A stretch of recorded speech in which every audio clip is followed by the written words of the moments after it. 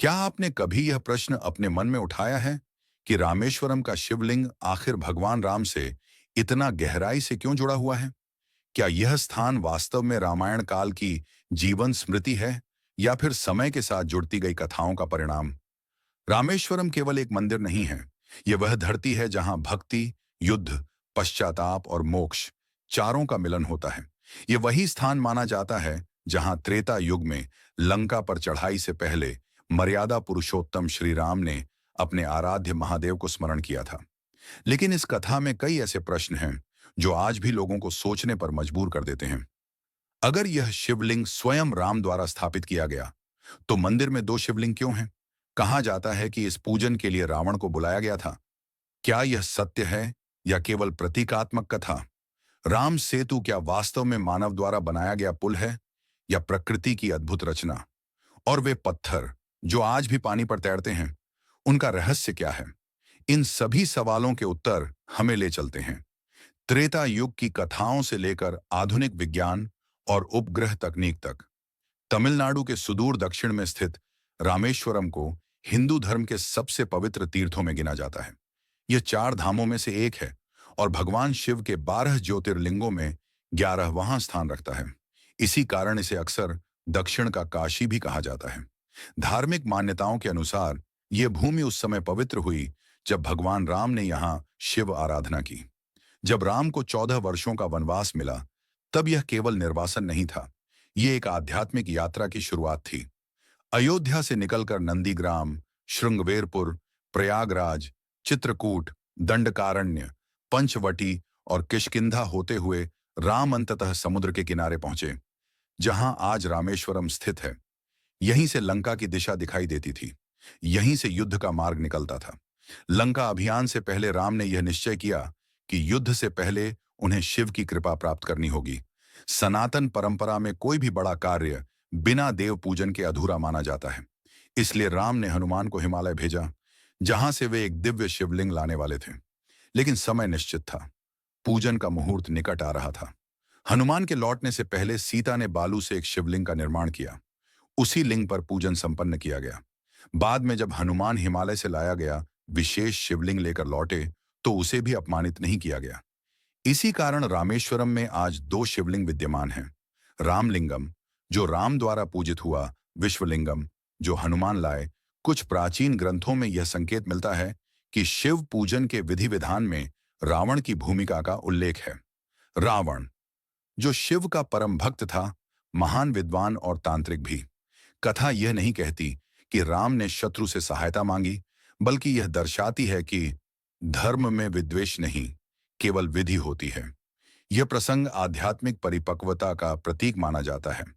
रामेश्वरम से लंका तक फैला चूना पत्थरों का वह मार्ग, जिसे हम राम सेतु कहते हैं।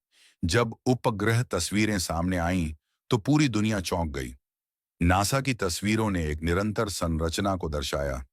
क्या यह मानव निर्मित है या समुद्री प्रवाहों की देन? वैज्ञानिक आज भी इस पर एकमत नहीं है, लेकिन इतना स्पष्ट है, यह संरचना साधारण नहीं है। राम सेतु क्षेत्र में पाए गए कुछ पत्थर पानी की सतह पर तैरते हैं। वैज्ञानिकों का कहना है कि इन पत्थरों में छिद्र युक्त संरचना होती है, जिससे उनका घनत्व कम हो जाता है। पर प्रश्न यह है, इतनी बड़ी मात्रा में ऐसे पत्थर एक ही क्षेत्र में कैसे पाए गए? 22 कुंडों का रहस्य। रामेश्वरम मंदिर परिसर में 22 पवित्र तीर्थ कुंड हैं। हर कुंड का पानी स्वाद और गुण में अलग है। मान्यता है कि राम ने ब्रह्महत्या दोष से मुक्ति के लिए इन कुंडों में स्नान किया। आज भी श्रद्धालु इन्हें आध्यात्मिक शुद्धि का माध्यम मानते हैं। मंदिर के भीतर एक प्राचीन मणि की कथा आज भी रहस्य बनी हुई है। कहा जाता है कि यह मणि ऊर्जा और चेतना का केंद्र है, इसीलिए इसे सार्वजनिक दृष्टि से सदैव दूर रखा गया। रामेश्वरम केवल ईंट पत्थर का मंदिर नहीं, ये एक सेतु है त्रेता युग और आधुनिक विज्ञान के बीच। यह स्थान हमें सिखाता है कि आस्था और तर्क एक दूसरे के विरोधी नहीं, बल्कि पूरक हैं। अगर आपको यह यात्रा पसंद आई हो, तो इस वीडियो को लाइक करें और कमेंट में लिखें, जय श्री राम, हर हर महादेव। श्री राम ने उस समय एक ऐसा निर्णय लिया जिसकी किसी ने कल्पना भी नहीं की थी। उन्होंने सुझाव रखा कि इस महायज्ञ के लिए स्वयं लंका के सम्राट रावण को आमंत्रित किया जाए। रावण केवल एक शक्तिशाली राजा ही नहीं था, बल्कि वह महादेव का अनन्य उपासक और वेद शास्त्रों का महान विद्वान भी था। ऐसे में इस पवित्र अनुष्ठान के लिए उससे योग्य पुरोहित कोई और नहीं हो सकता था। जामवंत जी इस संदेश को लेकर लंका पहुंचे। जब रावण को श्री राम का आमंत्रण मिला तो उसने बिना किसी संकोच के इसे स्वीकार कर लिया। वह माता सीता के साथ रामेश्वरम पहुंचा। वहां विधिवत गणपति पूजन हुआ, कलश स्थापित किए गए और नवग्रहों की आराधना की गई। अनुष्ठान आरंभ होने के बाद रावण ने श्री राम से प्रश्न किया, शिवलिंग कहाँ है? श्री राम ने शांत स्वर में कहा कि हनुमान जी कैलाश से शिवलिंग लेकर लौट ही रहे होंगे। परंतु समय तेजी से बीत रहा था और शुभ मुहूर्त समाप्त होने वाला था। तब रावण ने कहा, शास्त्रों में विलंब को अशुभ माना गया है, पूजा समय पर होनी चाहिए। उसने माता सीता से आग्रह किया कि वे समुद्र तट की रेत से शिवलिंग का निर्माण करें। माता सीता ने अपने कर कमलों से सागर की पावन रेत से शिवलिंग की रचना की। यही शिवलिंग आगे चलकर रामलिंगम के नाम से प्रसिद्ध हुआ। रावण ने स्वयं विधि विधान से भगवान शिव की पूजा संपन्न कराई। पूजा के अंत में दक्षिणा के रूप में रावण ने श्री राम से एक अनोखा वर मांगा, हे रघुनाथ, जब मेरी मृत्यु का समय आए तब आप स्वयं मेरे सामने उपस्थित हों। यही मेरी सबसे बड़ी दक्षिणा होगी।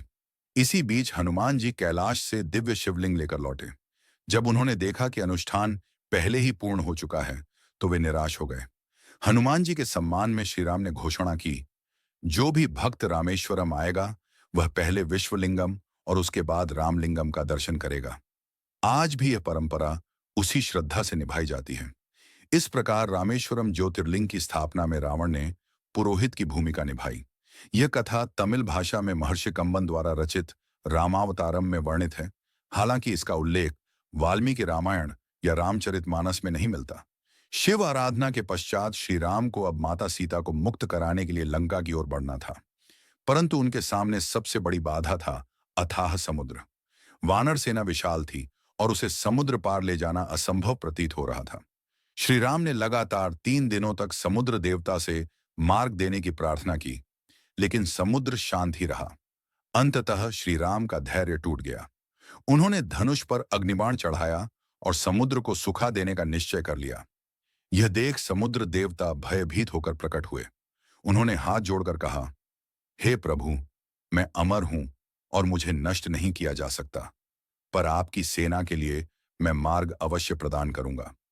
समुद्र देवता ने बताया कि वानर सेना में नल और नील ऐसे योद्धा हैं जो इस असंभव कार्य को संभव बना सकते हैं। नल और नील दोनों ही विश्वकर्मा के पुत्र थे।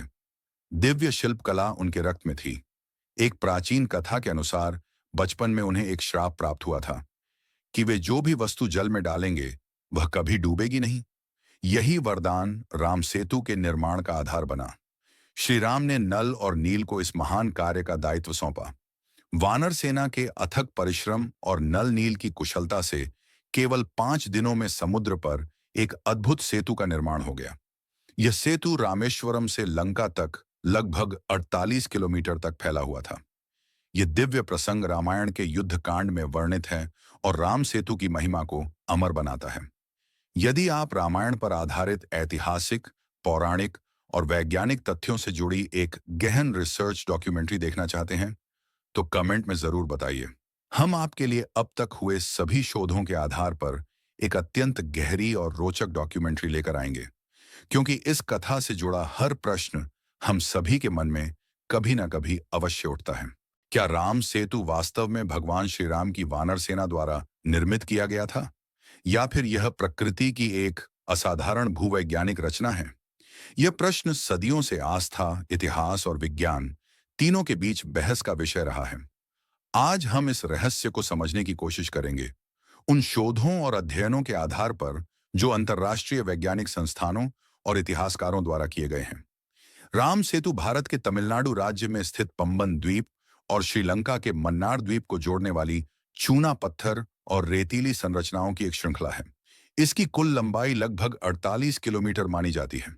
यह केवल एक भौगोलिक संरचना नहीं, बल्कि भारतीय सांस्कृतिक परंपरा की एक गहरी जड़ है। वाल्मीकि रामायण के युद्ध कांड के 22वें सर्ग में समुद्र पर पुल निर्माण का अत्यंत विस्तार से वर्णन मिलता है।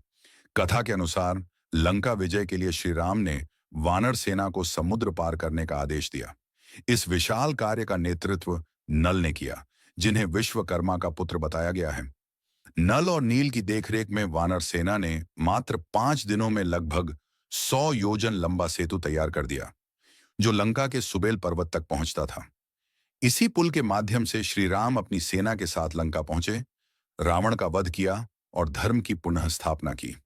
तुलसीदास द्वारा रचित रामचरितमानस के लंका कांड में भी इस सेतु का भावपूर्ण वर्णन मिलता है। वहां कहा गया है कि वानर और भालू विशाल पर्वतों, शिलाओं और वृक्षों को उखाड़ कर लाते थे, जिन्हें नल नील अपने ज्ञान और कौशल से समुद्र पर व्यवस्थित करते थे, और इस प्रकार सेतु का निर्माण हुआ। राम सेतु का उल्लेख केवल रामायण तक सीमित नहीं है। स्कंद पुराण, विष्णु पुराण, अग्नि पुराण, ब्रह्म पुराण और महाकवि कालिदास के ग्रंथ रघुवंश में भी नल सेतु या राम सेतु का उल्लेख मिलता है, जिससे यह स्पष्ट होता है कि यह कथा भारतीय साहित्य में गहराई से स्थापित है।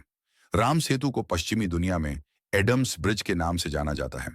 इस्लामी परंपराओं के अनुसार जब हजरत आदम को स्वर्ग से निष्कासित किया गया, तो वे श्रीलंका की एक पहाड़ी आदम्स पीक पर उतरे। कहा जाता है कि भारत की ओर लौटने के लिए उन्होंने एक प्राकृतिक पुल का उपयोग किया, जिसे बाद में एडम्स ब्रिज कहा गया। 9वीं शताब्दी में अरबी यात्री इब्न खुर्दाद बेहन ने अपनी पुस्तक रोड्स एंड किंगडम्स में इस पुल का उल्लेख किया था। उन्होंने इसे समुद्र का पुल या सेतु बंध के नाम से दर्ज किया, जो इस संरचना की प्राचीनता को दर्शाता है। साल 2002 में नासा द्वारा जारी की गई सैटेलाइट तस्वीरों ने इस विषय को एक बार फिर वैश्विक चर्चा में ला दिया। इन चित्रों में समुद्र के ऊपर उभरी हुई पत्थरों की एक सीधी श्रृंखला स्पष्ट दिखाई दी। भारत में कई लोगों ने इन्हें रामायण में वर्णित राम सेतु का प्रमाण माना। हालांकि बाद में नासा ने इस व्याख्या से दूरी बना ली। नासा के प्रवक्ता मार्क हेस ने स्पष्ट किया कि उपग्रह चित्र किसी संरचना की उम्र या उसके मानव निर्मित होने की पुष्टि नहीं कर सकते। उन्होंने यह भी कहा कि इन तस्वीरों का राजनीतिक और धार्मिक संदर्भों में गलत उपयोग किया गया। इसके बावजूद राम सेतु से जुड़े प्रश्न आज भी अनुत्तरित हैं। ऐतिहासिक अभिलेखों के अनुसार 15वीं शताब्दी तक यह सेतु समुद्र की सतह के ऊपर था और लोग इसे पैदल पार कर सकते थे। उस समय समुद्र का जल स्तर अपेक्षाकृत कम था, लेकिन 1480 में आए एक अत्यंत शक्तिशाली चक्रवात ने इस क्षेत्र की भौगोलिक स्थिति बदल दी और सेतु का अधिकांश हिस्सा जलमग्न हो गया। 2017 में अमेरिकी साइंस चैनल पर प्रसारित एक डॉक्यूमेंट्री ने इस रहस्य को और गहरा कर दिया। कार्यक्रम में दावा किया गया कि भूवैज्ञानिक अध्ययनों से यह संकेत मिलता है कि यह संरचना केवल प्राकृतिक नहीं हो सकती। शोध के अनुसार सेतु में प्रयुक्त पत्थर आसपास के क्षेत्रों से नहीं, बल्कि दूर दराज स्थानों से लाए गए प्रतीत होते हैं और उन्हें रेतीले टीलों पर व्यवस्थित रूप से जमाया गया है।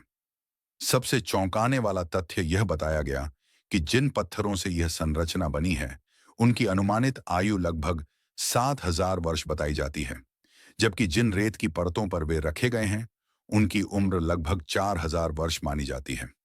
यह कालक्रमिक विरोधाभास कई वैज्ञानिकों को यह सोचने पर मजबूर करता है कि यह संरचना किसी मानवीय हस्तक्षेप का परिणाम हो सकती है।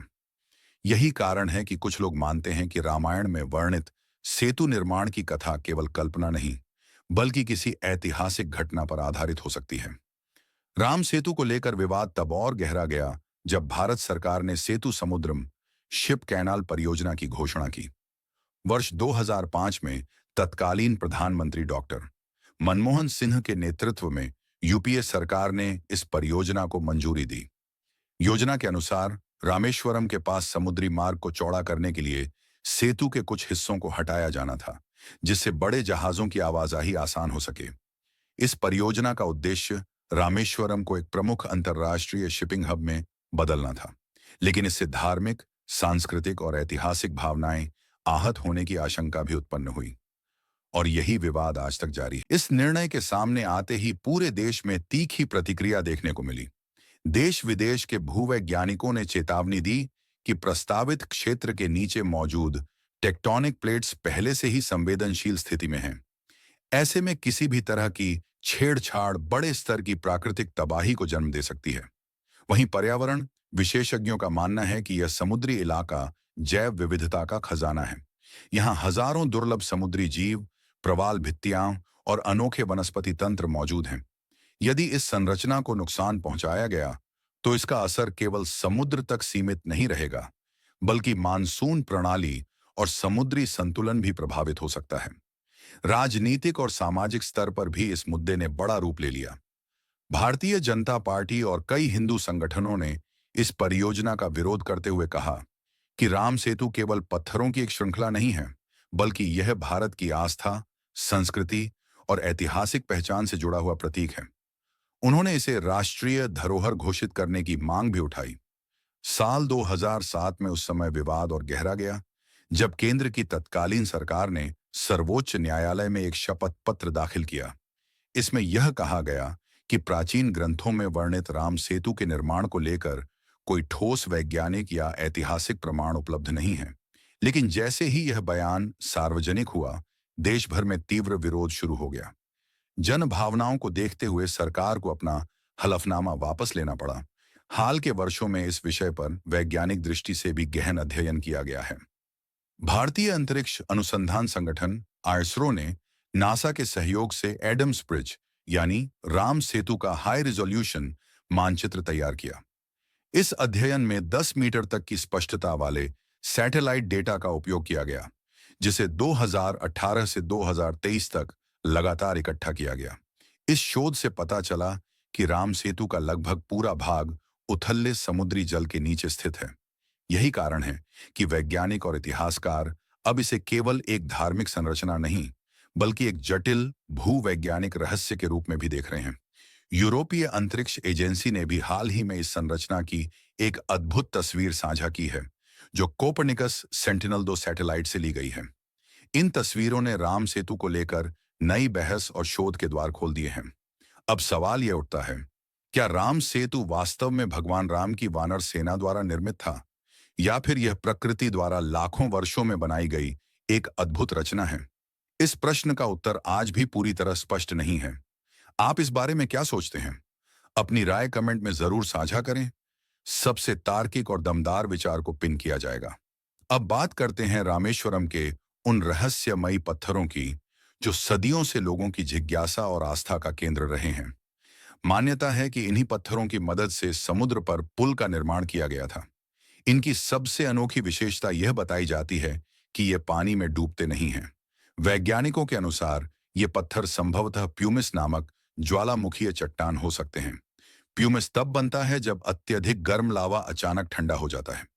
इस प्रक्रिया में लावा के भीतर गैस के असंख्य बुलबुले फंस जाते हैं, जिससे उसका घनत्व कम हो जाता है और वह पानी पर तैरने लगता है। हालांकि वैज्ञानिकों को आज भी यह सवाल परेशान करता है कि सामान्य प्यूमिस समय के साथ पानी सोखकर डूबने लगता है, जबकि राम सेतु से जुड़े पत्थरों के बारे में कहा जाता है कि वे हजारों वर्षों बाद भी तैरने की क्षमता रखते हैं। इसके अलावा रामेश्वरम और उसके आसपास आज किसी सक्रिय या निष्क्रिय ज्वालामुखी के प्रमाण नहीं मिलते। ऐसे में यह प्रश्न और गहरा हो जाता है कि इतने बड़े पैमाने पर ऐसे पत्थर आखिर आए कहां से? इन्हीं रहस्यों के बीच रामेश्वरम के उत्तर पूर्व में स्थित गंधमादन पर्वत का भी विशेष महत्व है। ये एक छोटी लेकिन अत्यंत पवित्र पहाड़ी मानी जाती है। मान्यता है कि यहीं से हनुमान जी ने लंका की ओर अपनी ऐतिहासिक छलांग लगाई थी। यही वह स्थान भी माना जाता है जहां भगवान राम ने लंका अभियान से पहले अपनी विशाल सेना को संगठित किया था। आज इस पहाड़ी पर पादुका मंदिर स्थित है, जहां भगवान राम के चरण चिन्हों की पूजा की जाती है। यह स्थान आज भी श्रद्धालुओं के लिए गहरी आस्था और भक्ति का केंद्र बना हुआ है। अब चलिए आपको ले चलते हैं भारत की उस दिव्य भूमि पर, जहां आस्था, इतिहास और रहस्य एक दूसरे में घुल जाते हैं। रामेश्वरम। पौराणिक मान्यताओं के अनुसार जब भगवान श्री राम लंका पर विजय प्राप्त कर माता सीता के साथ लौट रहे थे, तब उन्होंने गंधमादन क्षेत्र में कुछ समय विश्राम किया।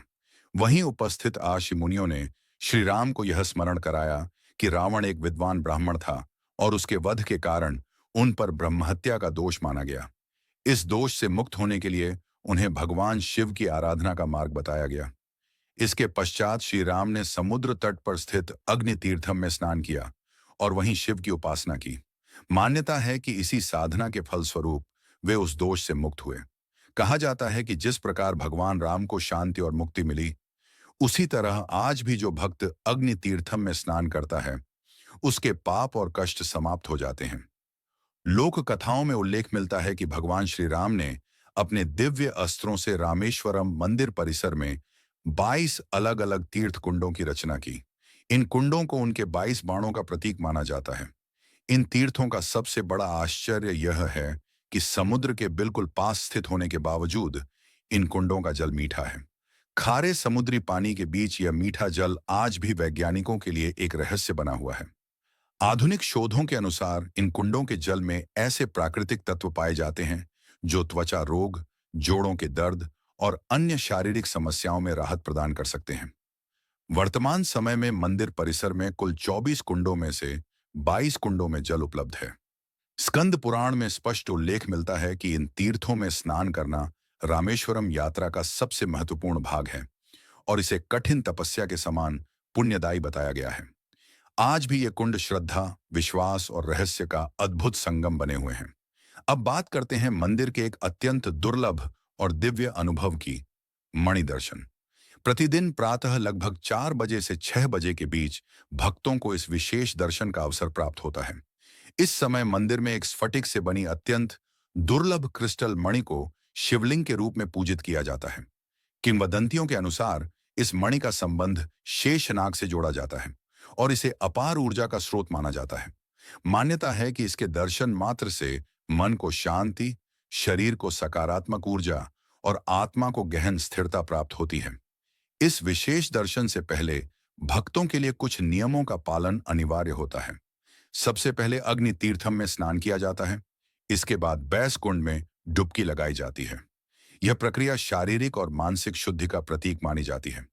हालांकि रामेश्वरम और राम सेतु की परंपरा अत्यंत प्राचीन है, लेकिन रामनाथ स्वामी मंदिर का वर्तमान स्वरूप उतना पुराना नहीं माना जाता। दक्षिण भारत में जहां कई मंदिर हजारों वर्षों पुराने हैं, वहीं इस मंदिर का संगठित निर्माण लगभग 800 वर्ष पूर्व आरंभ हुआ था। सबसे बड़ी चुनौती थी निर्माण के लिए पत्थरों की व्यवस्था। रामेश्वरम के आसपास कोई विशाल पर्वत नहीं था और गंधमादन क्षेत्र भी केवल एक छोटा सा उभार मात्र है। इस विशाल मंदिर के लिए आवश्यक पत्थर नावों के माध्यम से दूर दराज के क्षेत्रों से समुद्र मार्ग द्वारा लाए गए। लाखों टन पत्थर इस तरह यहां पहुंचाए गए, जो अपने आप में एक अद्भुत इंजीनियरिंग उपलब्धि है। रामनाथ स्वामी मंदिर की सबसे अनोखी पहचान है इसका विशाल गलियारा। यह गलियारा दुनिया के सबसे लंबे मंदिर गलियारों में गिना जाता है और अपनी भव्य स्तंभों वाली संरचना के लिए प्रसिद्ध है। मंदिर में उपलब्ध ताम्र पत्रों के अनुसार 1173 ईस्वी में श्रीलंका के राजा पराक्रम बाहु ने गर्भगृह का निर्माण करवाया। 17वीं शताब्दी में मंदिर का वर्तमान स्वरूप विकसित हुआ, जिसका श्रेय सेतुपति वंश के शासकों को दिया जाता है। राजा किझावन सेतुपति साम्राज्य और जाफना के राजाओं ने मिलकर इस भव्य मंदिर को आकार दिया। आज जो विशाल और दिव्य संरचना हम देखते हैं, वह अनेक पीढ़ियों के योगदान का परिणाम है। तो दोस्तों, यह थी हमारी विशेष प्रस्तुति रामेश्वरम, राम सेतु और शिवलिंग से जुड़े रहस्यों और इतिहास पर आधारित। अगर आपको यह डॉक्यूमेंट्री पसंद आई हो, तो कमेंट में जरूर बताइए कि कौन सा हिस्सा आपको सबसे ज्यादा रोचक लगा। चैनल को सब्सक्राइब करें और बेल आइकन दबाना न भूलें, ताकि हमारी आने वाली हर खास कहानी आप तक सबसे पहले पहुंचे। हम जल्द ही फिर मिलेंगे एक और रहस्यमयी और ऐतिहासिक विषय के साथ। तब तक के लिए धन्यवाद। जय हिंद, जय भारत।